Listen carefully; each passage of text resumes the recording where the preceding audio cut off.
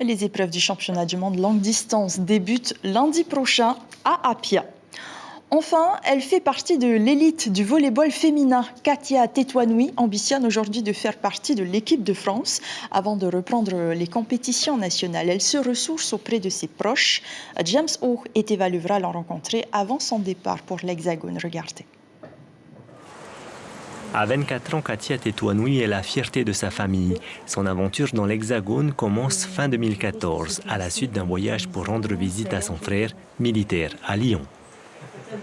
En 2015, donc c'est sa cousine Sabine, tu te souviens? Sabine Tétouanoui qui était en équipe de France aussi, la fille de Myrto.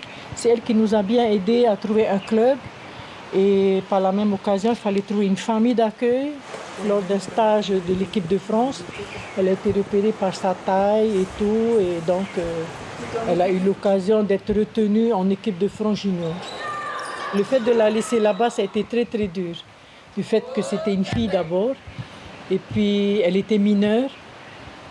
Donc, ça a été très dur et en même temps, beaucoup de fierté. Avec son mètre 92, la jeune femme occupe le poste de centrale. Redoutable en attaque, efficace au contre, Katia fait ses débuts avec l'équipe de Sens. Puis, en 2021, elle rejoint le club de Bordeaux-Mérignac, avec qui elle décroche la Coupe de France fédérale en avril dernier.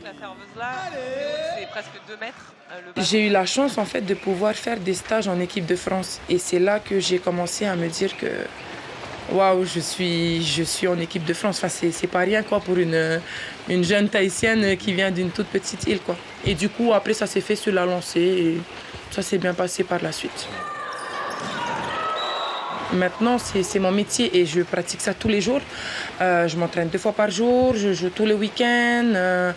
Avec aussi l'enseignement de tous les entraîneurs que j'ai pu avoir, ça m'a fait vraiment progresser en termes techniques et tout. Pour Katia, le volleyball, c'est plus qu'une histoire de famille. C'est un héritage laissé par son père, Lucien Tétouanoui, illustre joueur puis entraîneur du club de Thierry. Katia, elle, n'avait que 3 ans lorsqu'il est décédé. Je voulais juste faire passer un petit message à ma famille, ma maman, mes frères et ma sœur, pour les remercier parce que si je suis arrivée jusque-là, c'est grâce à eux.